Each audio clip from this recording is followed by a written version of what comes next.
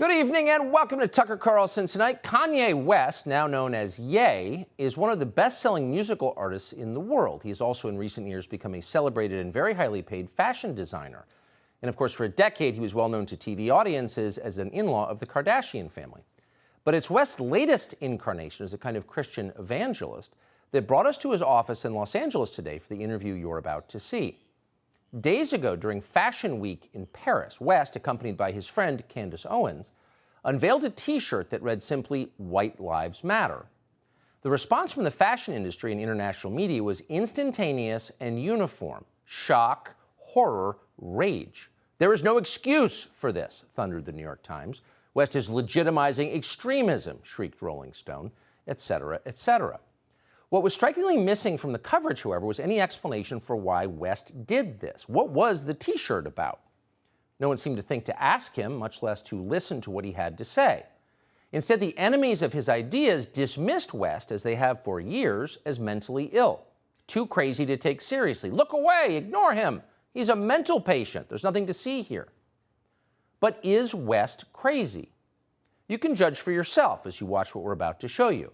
He has his own ideas, we can say that. Creative people tend to. That's why they're artists, not actuaries. His free-form social media posts give the impression of a man channeling his rawest emotions right onto Instagram. The effect can be jarring, and is often used as ammunition against him in the battle for influence over the minds of America's young people, and that battle is intense. But crazy? That was not our conclusion. In fact, we've rarely heard a man speak so honestly and so movingly about what he believes. But again, you can judge for yourself. Here it is. So you just came from Paris Fashion Week. You just landed, and you have a lanyard still on from it, and there's a photograph on it. What is that? It's a photograph of a baby's ultrasound. Why is that? And that you designed that? Yes. Why? What does that mean? It just represents life. I'm pro-life. Boy, so you wear it on a badge. What kind of response do you get? And good, amen, I agree. I don't care about people's responses. I care about the fact that there's more black babies being aborted than born in New York City at this point. That 50% of black death in America is abortion. So I really don't care about people's responses. I perform for an audience of one, and that's God. I'm starting to see why they want to make you be quiet. When did you start to feel this way? When did you start to realize this? I really felt like, I think I started to really feel this need to express myself on another level when Trump was running for office, and I liked him. Yes. And every single person in Hollywood, from my ex-wife to my mother-in-law to my manager at that time to, you know, my so-called friends / handlers around me, told me, like, if I said that I liked Trump, that my career would be over, that my life would be over. They said stuff like people get killed for wearing a hat like that. They threatened my life. They put my life. They basically said that I would be killed for wearing the hat. I had someone call me last night and said anybody wearing a White Lives Matter shirt is going to be greenlit, and that means that they're going to beat them up if they wear it. And I'm like, you know, okay, green light me then. You know, God builds warriors in a different way. I don't know if it's because of me being born in Atlanta and growing up on the south side of Chicago that, you know, he made me for such a time like this. It's like with David, you know, he tended to the sheep, but while he was out there, he had to fight all kinds of animals. So when it was time for Goliath to come, you thought because he was a sheep herder that he didn't have the skill set to take down Goliath. And the thing that I have is the position, I have my heart, but the number one thing is we have God on our side. And for the people, even if you don't believe in God, God believes in you. So you made reference to the White Lives Matter T-shirt, which you brought out at Paris Fashion Week. Yeah. Why did you do that, and what did it mean? You know, I do certain things from a feeling. I just channel the energy. It just feels right.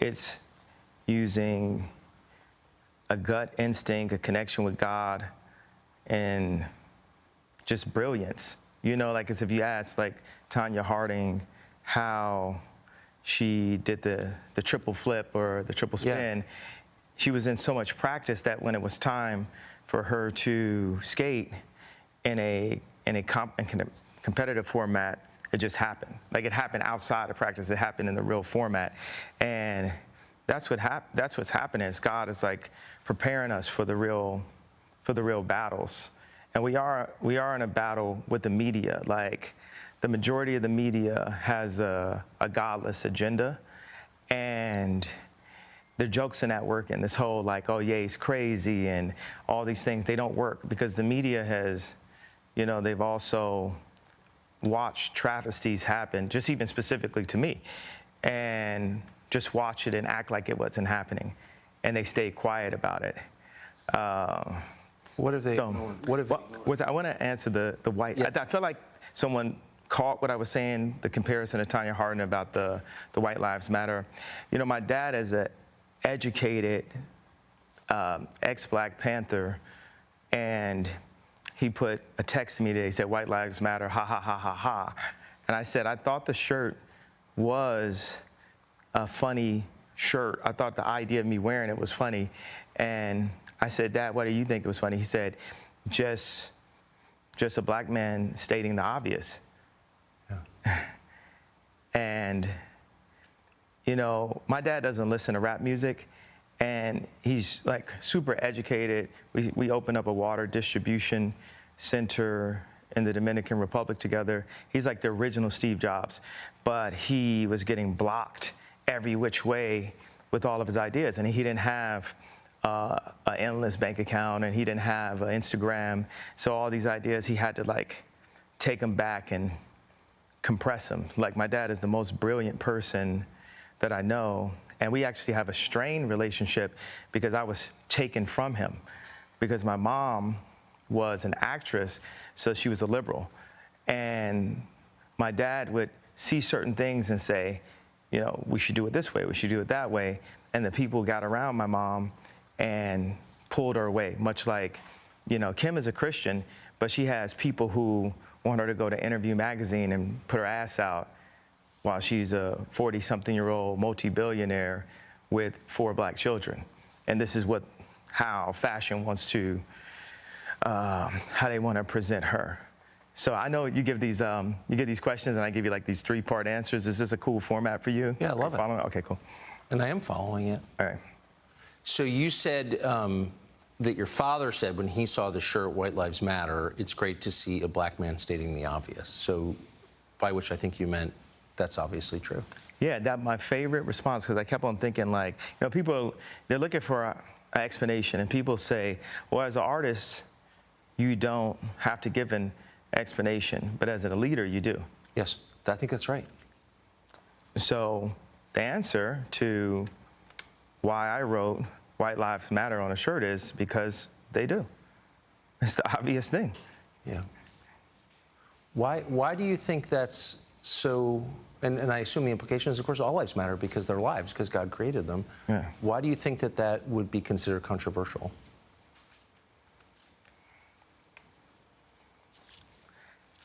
Because the same people that have stripped us of our identity and labeled us as a color have told us what it means to be Black and the vernacular that we're supposed to have. My dad grew up as a military brat, and his family moved around, but they were based mostly in Delaware. And at the time, if they weren't the only Black family, they were one of the few. And he would be discriminated against because he was Black. So by the time he got into college, he would be discriminated against. He went to a Black college, he would be discriminated against because they said he talked too white. Yes. And then he played the kick drum in the band. So when he would go to the club and the music was playing, where would he clap his hands? Where the kick drum is. Yeah. So it's the opposite of where everyone else was clapping their hands. And this is the most elegant and tasteful person that I know. And when my mom, when the school suggested, like the herding systems, because what they do is take the black community and they separate us, and they separate the families, and the educated, they push this, need for higher education, and us as blacks, we discriminate against each other and say, well, I got my PhD and you don't have your PhD, so I'm better than you. And so my mom, she had a PhD, and she was influenced to move to the south side of Chicago and take this job at Chicago State University. And she told my dad, if you come for us, you'll never see him again. Because, the media ridiculed me for getting the house next door to Kim to see my children. And they even said that I was stalking her and her new boyfriend because I bought the house next door to see my children. And that's how I knew that my mom had said that to him. I said, Dad, they moved us to one of the most agreed upon to be one of the most dangerous places in the world. It's almost like they tried to kill me or something. I said, Dad, why'd you never come to get us? And that's when he told me that she was told that. There's so many things that are put in Kim's head. They bring influencers, like no one ever knew where Corey Gamble came from. No one in the fashion world knows where Gabby came from. These people were practically made in a laboratory, in my opinion. And one of the things that they're really good at doing is being nice and being likable. And what they do is, for people that have some form of influence, whether it's an educated black woman like my mother that became the head of the English department at Chicago State University, or whether it's the most influential white woman on the planet, being my ex-wife, they have people that are around them at all times telling them what to be afraid of. It's like not what to do or say specifically, it's what to be afraid of. And if you have a person that isn't afraid of them, like a Russell Brand or Candace Owens, right. It's not that we have to agree with this, but they're not afraid. They're not afraid to state what their opinion is. Yes. No one is God, and everyone has an opinion. So a conversation like this is a window into a world that you don't see. So if you're familiar with West from the media, you think of him as an individual man. What you don't think about is that he is at the center of a battle, and people like him are at the center of a battle to get a message out, mouthed by the lips of influencers like him and so many others, that extends a storyline on behalf of, well, in this case, the status quo. So there are a lot of people vying to make certain that people like him say the right things, and the consequences for not doing that are very severe. So for him to come out and say all lives matter, obviously, is a huge threat to a lot of people. Who are those people exactly? Well, we asked him, and he told us. That's next. Subscribe to the Fox News YouTube channel to catch our nightly opens, stories that are changing the world and changing your life. From Tucker Carlson Tonight.